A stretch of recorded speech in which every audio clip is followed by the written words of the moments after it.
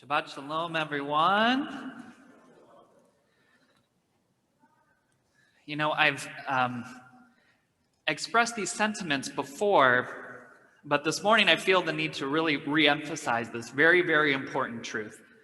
Because after what we just did for Birkat HaChodesh, I need to really express and convey that I love Rosh Chodesh.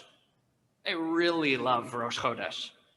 There's just something so magical about allowing ourselves to celebrate this cosmic rhythm, right? That we get to be in this calendrical and liturgical dance with the moon. It's incredibly beautiful. And the rabbis of the Talmud tell us that it's more than just beautiful, it's sacred. In Masechet Sanhedrin, we learn that the school of Rabbi Yishmael considered Rosh Chodesh so important that, quote, even if Israel merited no other privilege than to greet their Father in heaven once a month through Rosh Chodesh, it would be sufficient for them. Think about that for a second. This is like the powerful abridged version of Dayenu.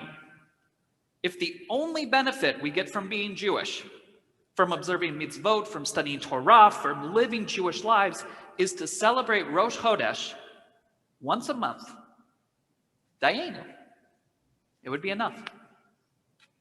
A day so special, so sacred, so significant, that if we were just being introduced to Judaism, if we were non-Jews reading Torah and rabbinic literature for the first time to study and understand this people called Israel, I think all of us would reasonably assume that there probably would not be another day in the entire Hebrew calendar that would be so clearly celebrated, honored, and ritualized, with maybe the exception of Shabbat. And that would be a pretty good logical deduction. But, as we know, as many of us are not brand new to Judaism or reading Torah and rabbinic texts for the first time, that deduction would be wrong. It'd be wrong. Because for all of the attention, the emphasis, the significance ascribed to the new moon by our text and tradition, we as a people, and I'll speak for us in the conservative movement here, have pushed Rosh Chodesh and the rhythm of our lunar calendar to relative obscurity, allowing ourselves to bench Birkat HaChodesh on Shabbat and to add the appropriate liturgical elements to our davening, sure, but honestly, not a whole lot more than that. And I have a theory for why that is. But more importantly, I think I have a plan on how we can work on correcting this unfortunate oversight together. Okay, but first, here's my theory. You see, a long time ago, our ancestors made a fateful decision. The rabbis of the Talmud, knowingly or unknowingly, backed themselves into a spiritual corner. They made the decision that in their patriarchal society to start ascribing an incredible amount of spiritual and historical significance to women. Now, they did this in a lot of different ways. They found mystical moments of great leadership and insight in the stories of the imahot, of the matriarchs. They connected Miriam to the sustenance of water, of life, and of spiritual nourishment. They followed in the steps of the prophets, drashing Torah, revelation, and redemption through the lens of birth imagery, breastfeeding, and erotic poetry. And probably most critically, they started introducing the sacred feminine, the female avatar of God in the form of the Shekhinah, the divine presence, into the theological conversation. In short, they elevated women to a spiritual level equal to, if not greater than, the male sages themselves. A truth that is perhaps best illustrated in the fact that the Talmud, even the great Rabbi Meir, who is the assumed author of most of the uncredited Mishnayot of the Talmud and a revered teacher of Torah, is outshadowed by very few scholars, but one of them is his wife, Bruriah, who, when she appears in the pages of the Gemara, speaks with such wisdom and cogent dialectic that she towers over her husband with her exegetical prowess. But before I give the rabbis too much credit, or erroneously assign them the title of the founders of Jewish feminism, let me spoil the story by saying that it seems pretty evident that while they wanted to honor the great women in Jewish history, they weren't quite ready to share their power or their status. But consequently, they opened a door. And when you start to change the conversation about women in Jewish society, the traditional foundations of that society begin to shake. And unsurprisingly, this led to women, gasp, looking for a more prominent role. For a more prominent role within the tradition, within halakha, within the study of Torah, within the rites and rituals that belong to them just as much as they belong to anyone else. And what did the rabbis do? Perhaps you might be seeing where I'm going with this.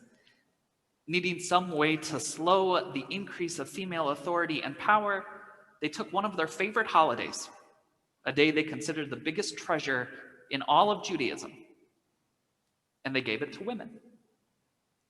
We see this illustrated in the Talmud when we read that Rosh Chodesh became a day free from work, labor, and filled with joy equal to Chol HaMoed Sukkot or Pesach, but exclusively for women.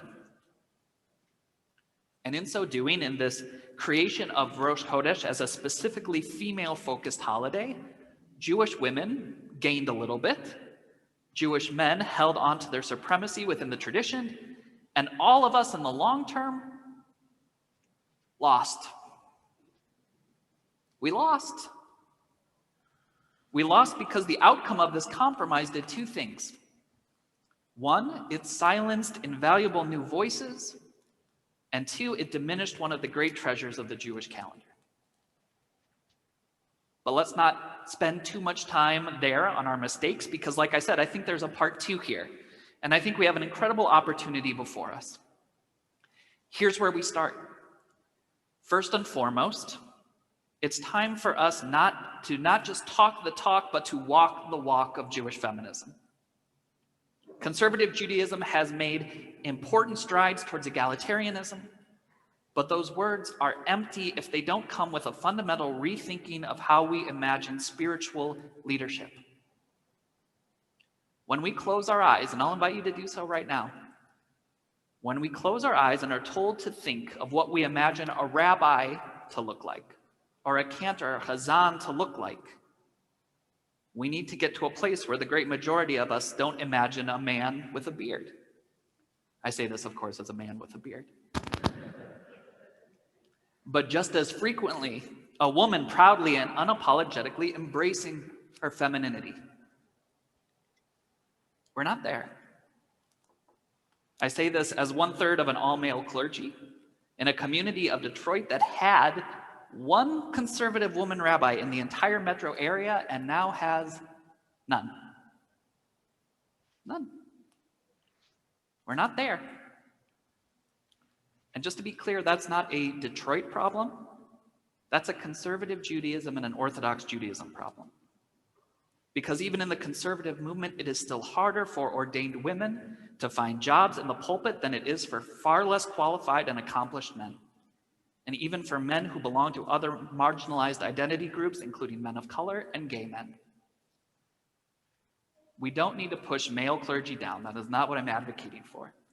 But there is no question that if we want to live up to our values of egalitarianism and inclusive Torah, then we desperately need to lift the voices of women rabbis, cantors, educators, and chaplains up.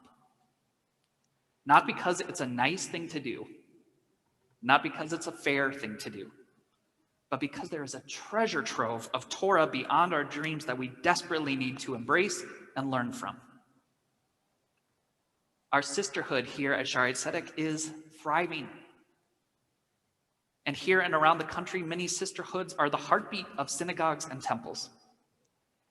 But in many cases, that's where those voices stay. The Torah of our Jewish women is far too valuable to leave solely within sisterhoods and women's groups. The old Chinese proverb goes that women hold up half the sky.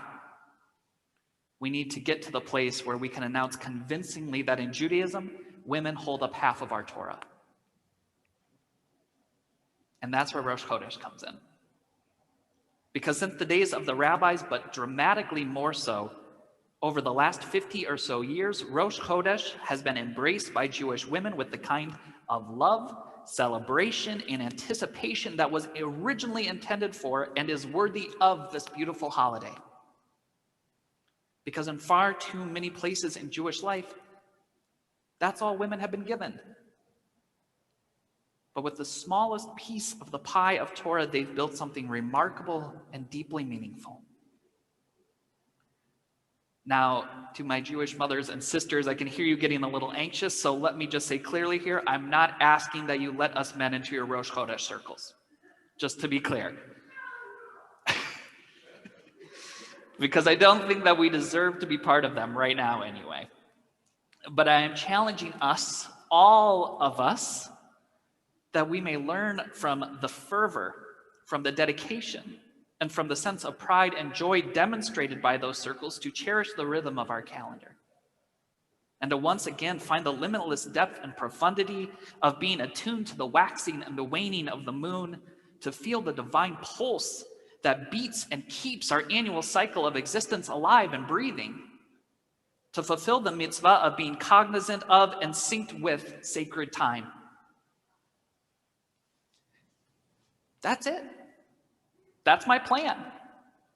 To open our doors wider to the voices, the Torah, and the insights of the women within and without our congregational walls. And I guess within and without our Zoom frames. And it might sound simple. Of course we should open our doors. Of course we should listen to Jewish women's voices more.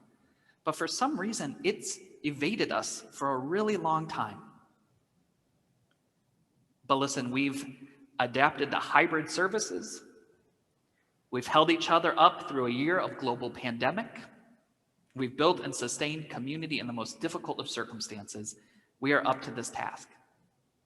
So let's keep that work going. Enough with compromises that hold us back. It's time to start unifying, truly unifying. So let's start with this Rosh Chodesh.